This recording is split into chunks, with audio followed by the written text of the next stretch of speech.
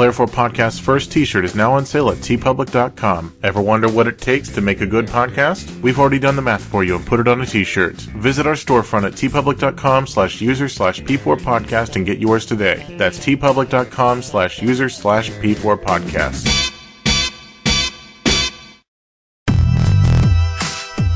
This is the Player 4 Podcast. Join us each week as we talk about video games, entertainment, and pop culture, and bring in guests from the Rooster Teeth community.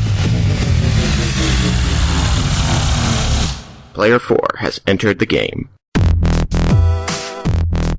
What's up, guys, and welcome to the Player 4 Podcast. Hello, I am Tristan, aka Shagrazir on the Rooster Teeth website. And I am Malachi, aka Sukikiba. And I'm Joseph, aka J. Dunlap. And this is the Player 4 Podcast. Today we will be talking about some of our impressions of video games, the recent Pokemon Day, which none of us knows anything about. Awesome. Joseph went on a trip to Houston, and then we're going to talk about DC. Look, we introduced all the topics, Joseph, ahead of time. Hey, that's great. Aren't you proud? Yeah, it was totally organic and everything. Right? Didn't feel forced at all? Yeah. So, if you're confused about that, I recently did a thing on Reddit where I did a review for review as far as podcasts go. So, I was reviewing people's podcasts, and about half of those people then turned around and gave me a review of mine, Player 4 Podcast here. And they kept saying that they wanted us to say what our topics were before the episode. So, here you go. That's our topics. We're going to talk about video games, a thing I did this weekend, and comic books. Huzzah! I love it. So, Tristan, what have you been doing lately? I started Fallout 4. I got it for the PC as a gift from a friend of mine.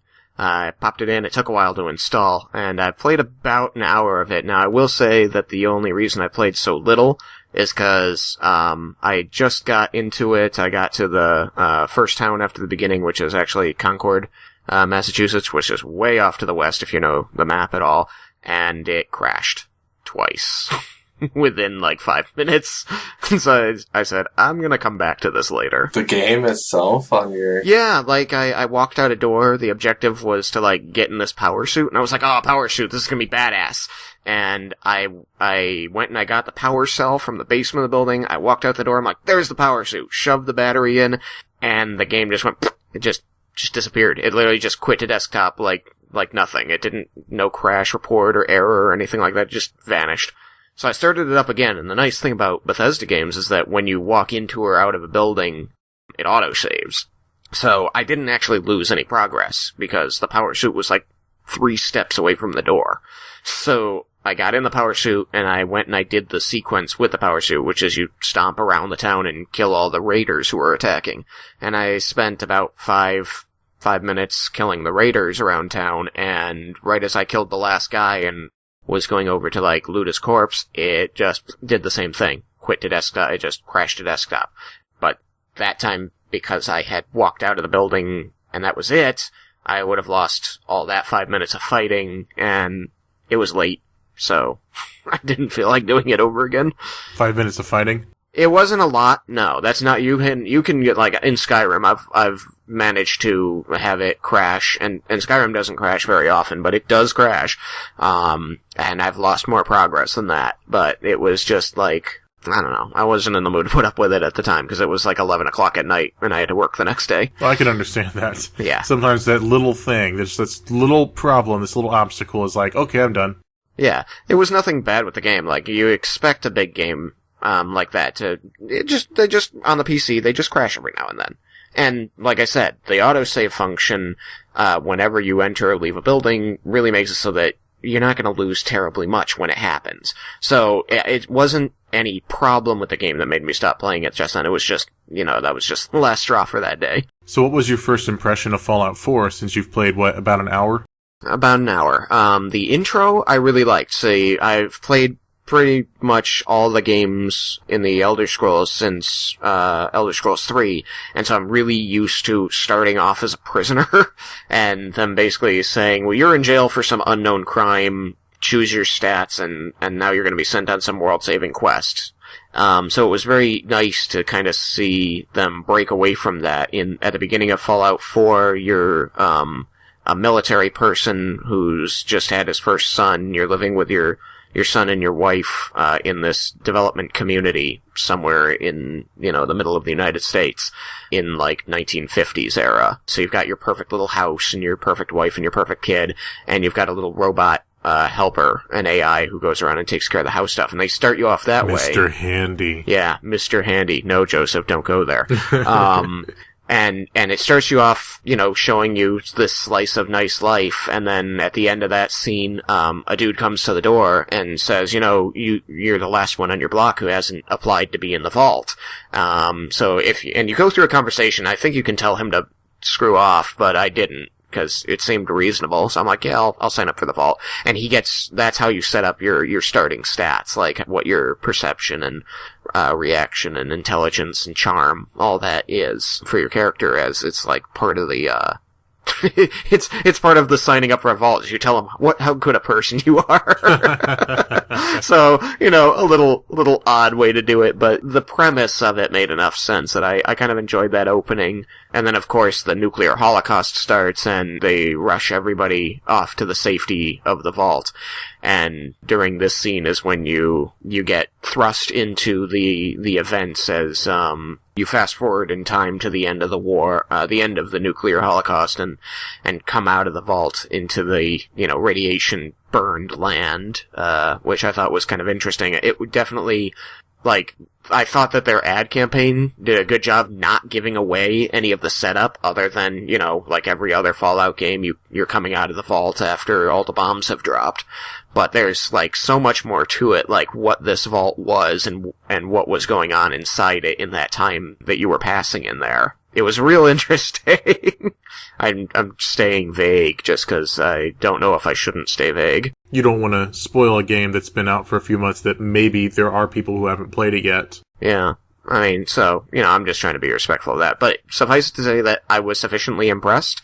It looked really good. I am having a good time with it. I do intend to play it some more. I do want to get to the end. But you haven't gotten to the combat suit yet. Yeah. I got to run around in that one power suit for 5 minutes, and then it crashed. It's just funny that when you said that you got to that city in Massachusetts... Concord. And then it crashed. I was like, oh, okay. The city crashed. Yeah. The city crashed. I got there, and the economy just tanked. It was just my presence. I ruined it. Everybody bought when they should have sold. They were like, he's so handsome.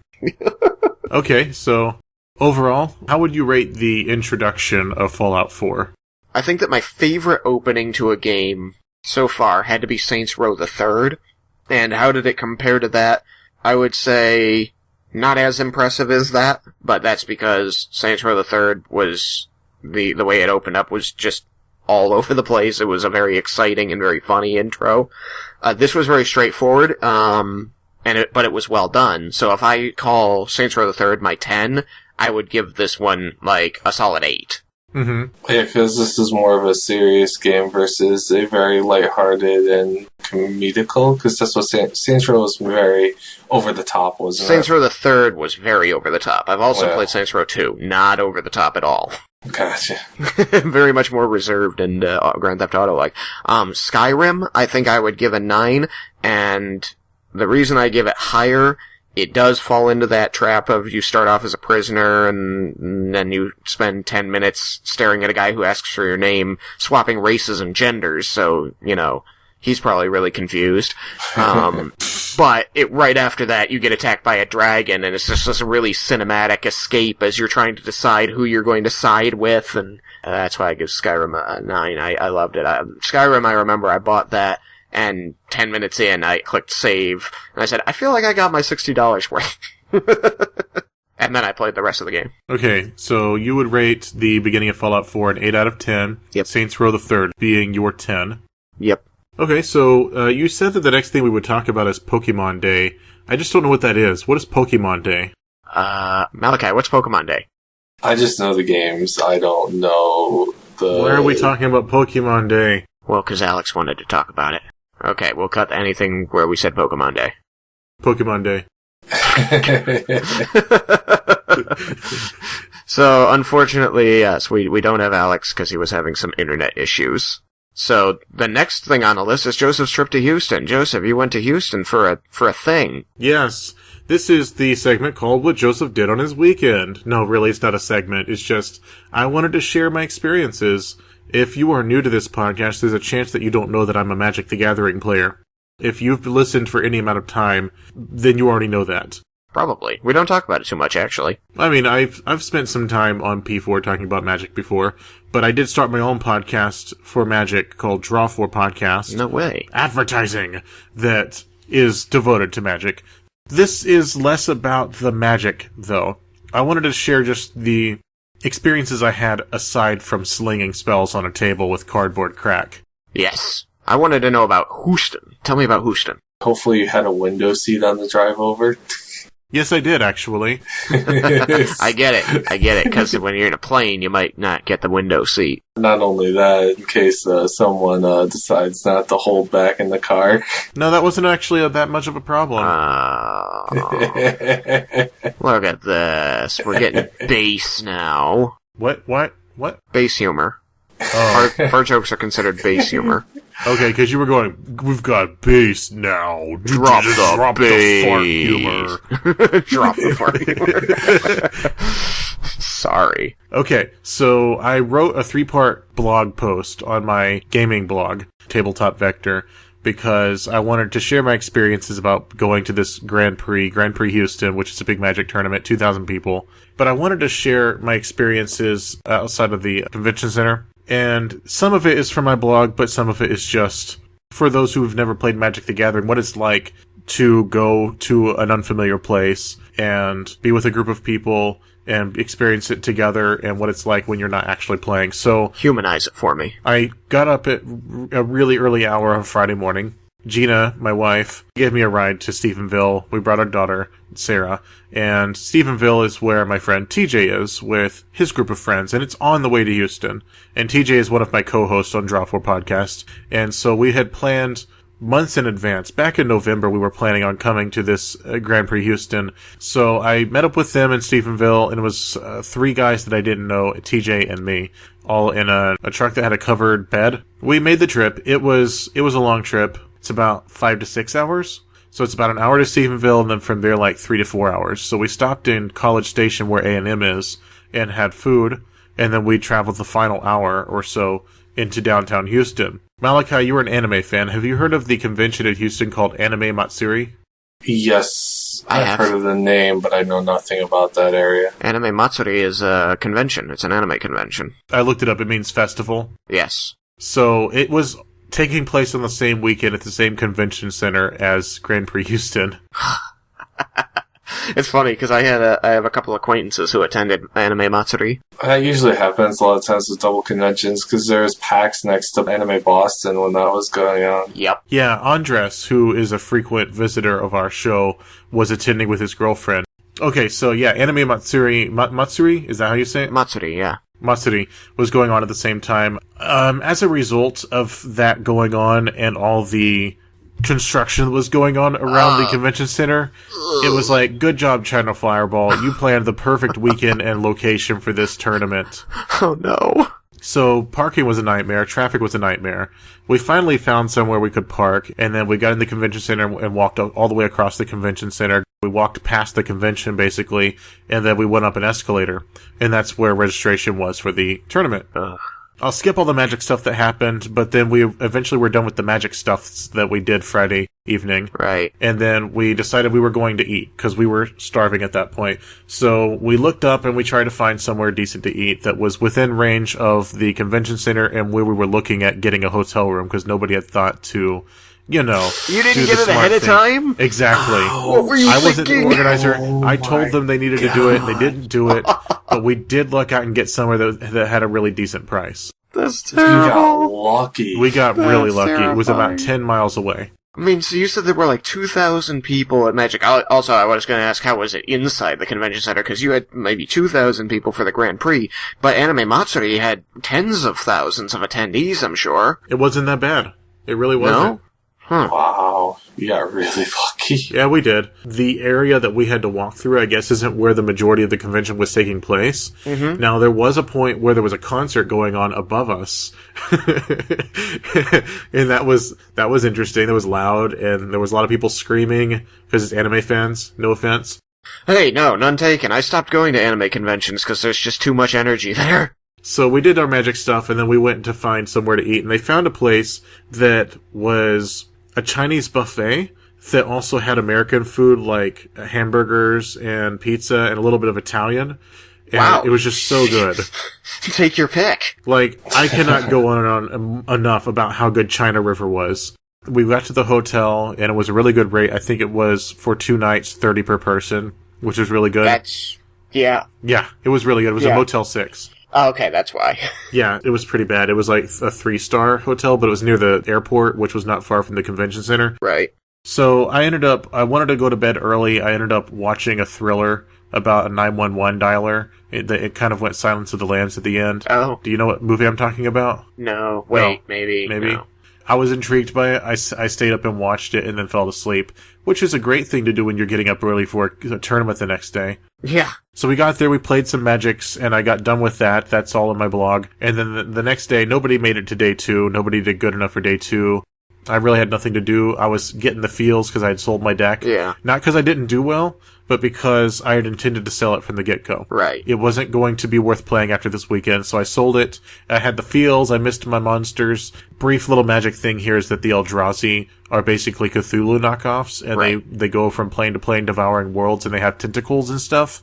And my deck was Eldrazi. I sold my deck, and I had the Eldrazi feels. I missed my tentacles. Aw. But you said that it helped pay for the trip, so that was good. Yeah, I got more back for selling my deck than I spent the weekend. See? Perfect. And then we took off. We got to Stephenville at like midnight. Gina came and got me, and then we got home around a little bit after 1.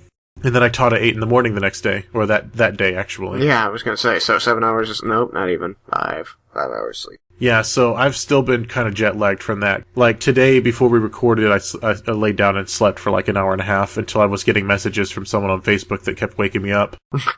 So that's my story about Houston. If you're ever thinking about getting into a card game like Magic and you want to know what the events are like, it's a lot of fun. You're surrounded by 2,000 plus people that are in the same thing you are. You could strike up a conversation with any one of them, and you've instantly got something in common. Alright, so DC. We wanted to talk a little bit about DC. They've got some stuff they're doing right now. They're doing the Suicide Squad. There was something else. What am I forgetting? The Justice. Dawn of Justice. Dawn of Batman Justice. v Superman. Yes, Batman, Superman. Do you guys know if they're basing Superman off of the Man of Steel movie? Yes, and it's the same actor. And Batman off of the Dark Knight? No, the Batman is part of this continuity. It's a different Batman. It's a different actor. It's a different continuity. Okay. Because if you recall, the end of the Dark Knight trilogy was that he was off hiding in broad daylight in Paris. I didn't watch the last Dark Knight. I've seen the first 2, I think. Yeah, I chose not to see it either. So this should be its own thing. It's really not tied into the other movies like the Avengers was with Marvel. DC hasn't really been tying their things together, partially because they can't hold on to the same actors or the same writers from project to project, so things end up coming out different because of that.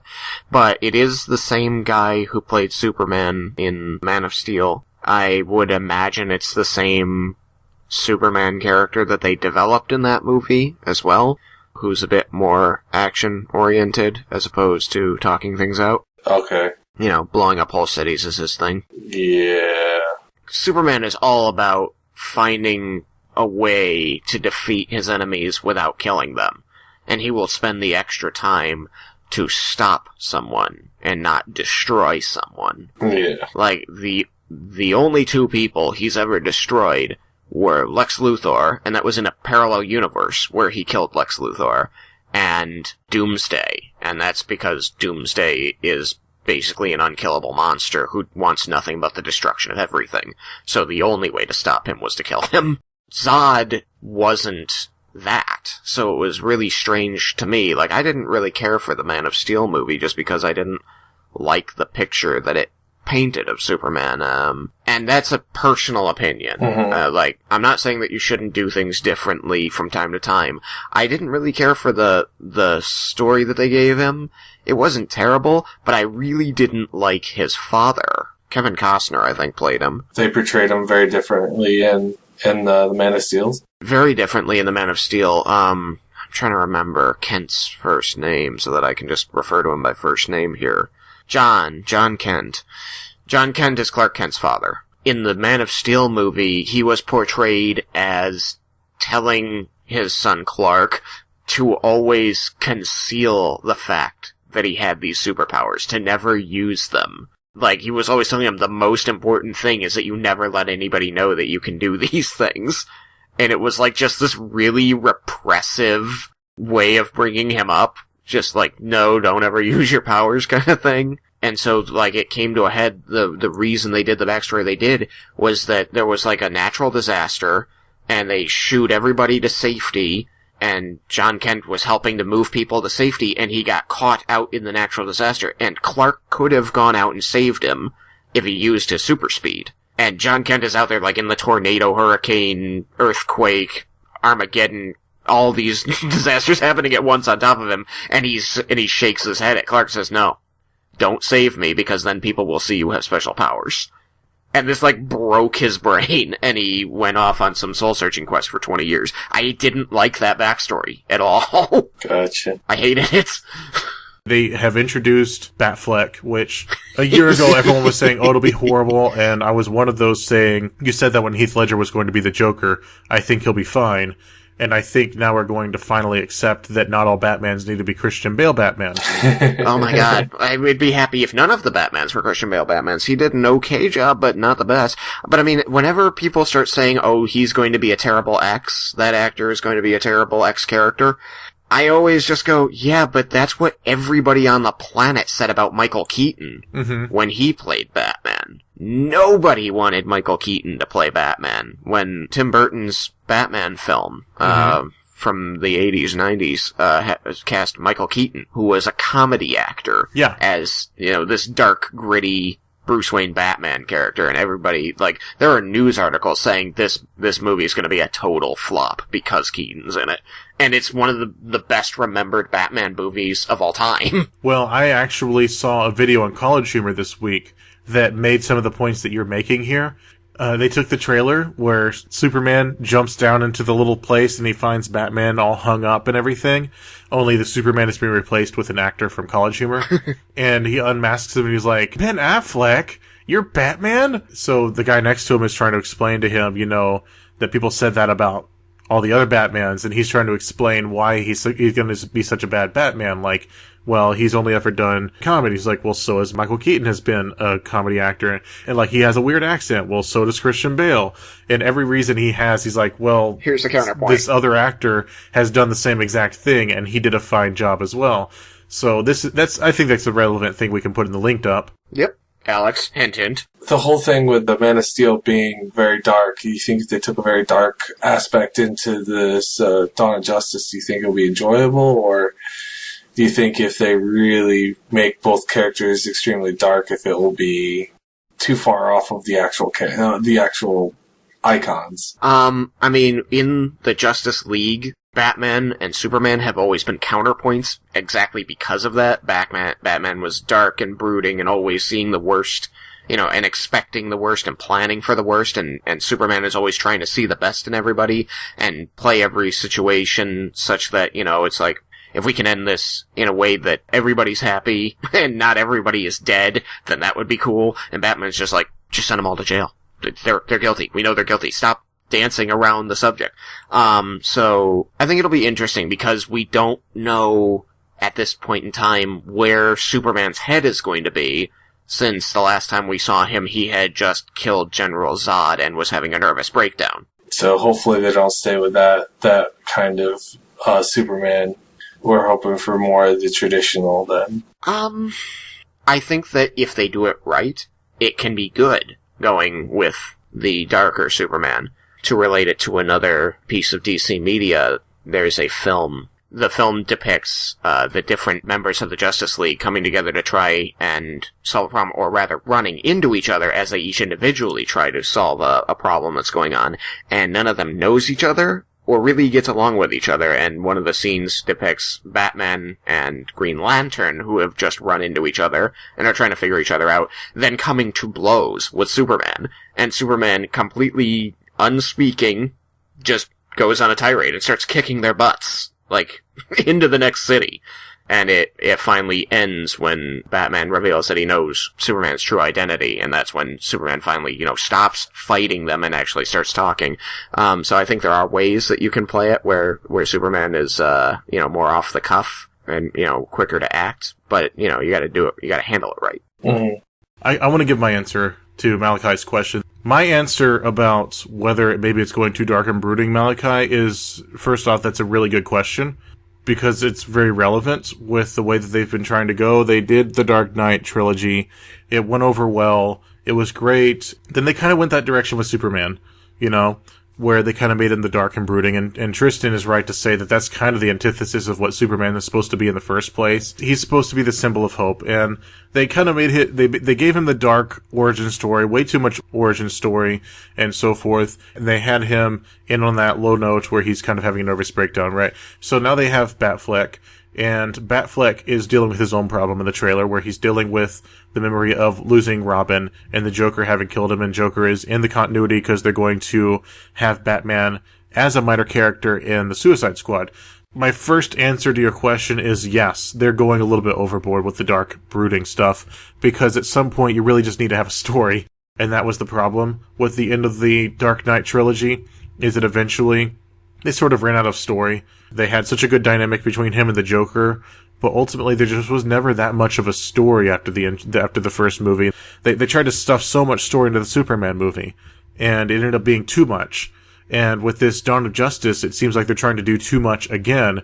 We're going to get Suicide Squad coming, and that's where this franchise is going to be saved a little bit, is you can't have a good Batman story without the Joker, and without it being Joker. Yeah. You can't have a good DC movie without a good villain. I just don't think that they have that with this movie. They're going to have it seems like off to the side they're going to have Jesse Eisenberg?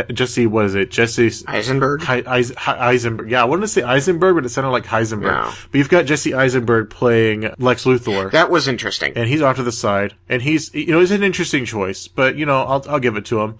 He's not, I don't think he's old enough, but it's okay. He's a good actor. So he's off to the side, and then he makes, what is it, Doomsday? Is it Doomsday that he makes? Yeah, that was another thing that I saw. He made Doomsday, or found Doomsday. He introduced Doomsday. Yeah, so he makes Doomsday, and Doomsday comes to the picture, and then they fight, and then Wonder Woman comes in, and they fight and kill Doomsday, or something happens. At the end of the day, it doesn't seem like there's going to be enough as far as bad guys go, having a compelling villain. And that's what DC is all about. It's about the good guys fighting against the compelling villains. Right. I've always understood DC to be about this struggle between a character and his arch nemesis. Yeah, I can agree with that. And it's missing. It's been missing for a while. Like, Heath Ledger played a great character. He was a great Joker. He wasn't the Joker, but he was a version of the Joker. I'll give him that. He was great. They've got a teaser in the trailer about Batman's dynamic with the Joker, how the Joker killed Robin. It's good that that's there. So hopefully they actually have more than just two characters being just mad at each other. So yeah, we could just hope for the best. And well, it sounds like, when you have a title like Dawn of Justice, Doomsday was originally created to kill Superman. Mm-hmm. Like, when he first showed up in the comic was called Death of Superman. Because Doomsday is just unbeatable. Yeah. So the idea that the Justice League is formed because Superman on his own is not enough to defeat Doomsday, I think there's some sense in that. Yeah, my final point on this is that if DC wants to be as successful as Marvel, they need to stop trying to be Marvel. Yeah. And they need to give us villains worth watching. They're kind of giving us that with Suicide Squad, only we don't get to see them be villains. We just get to see them be in the Suicide Squad. I wish they'd spent more time to kind of establish them, maybe. Spend maybe a movie and a half establishing these characters. But it's okay. There's a whole rich lore of comic books. It's fine. but they're not going to be as big as Marvel by trying to be Marvel. We need the villains, and we need villains that don't just get their neck snapped in half by Superman. Yeah. We haven't had a DC villain that has persisted for more than a movie. Yeah. Bane had a movie, Ra's al Ghul had a movie, the Joker had a movie, General Zod had a movie. We're finally maybe getting to a point where we can have the villains establish themselves in the same way that we had in the previous franchise from the 80s, where we actually had recurring, like, the Penguin and Catwoman and the Joker, and it's just not DC without that. Yeah. And so I really hope they don't kill off Doomsday in this movie and just have him as something they can band together, because they already did that. That was called the Avengers. Where they fought each other and then banded together. It's called and what we need is the Justice League. We need them to constantly be fighting the same threats over and over. Yeah. If you just kill off the villain at the end of the movie, that's every single one of the Avengers movies, both of them, I guess you might say. And all the standalones are pretty much like that in Marvel. Suicide Squad seems like it won't be like that, and that's good. And I was just gonna say the movie guys need to take a lesson from the animated media guys for DC, because some of the shows that they've put out, DC cartoon shows, have been just amazing. Between Justice League Unlimited, Young Justice, those were all excellent examples of DC story. So I guess the question here is, will DC make it? They are going to release 2 movies now that are going to build upon the continuity of the previous Superman movie, Man of Steel.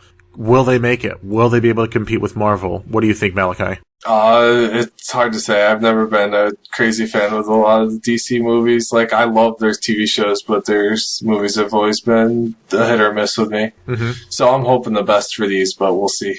I'm gonna say that from my perspective right now, I would say no. But I'm gonna watch it and find out. I would say Suicide Squad is going to be the best out of the 2. It's not going to be as good as everyone wants it to be, but it's going to be decent. It's going to have Will Smith, so that'll be fun. I think that they're going to do well overall for the year just because of the name DC and people wanting to see how they do. They're just not going to top Marvel Civil War. They're not going to top it. They haven't built their brand the way Marvel has. Yeah, it's going to be okay. They're going to have good numbers because they are DC and people have been waiting for this for a long time.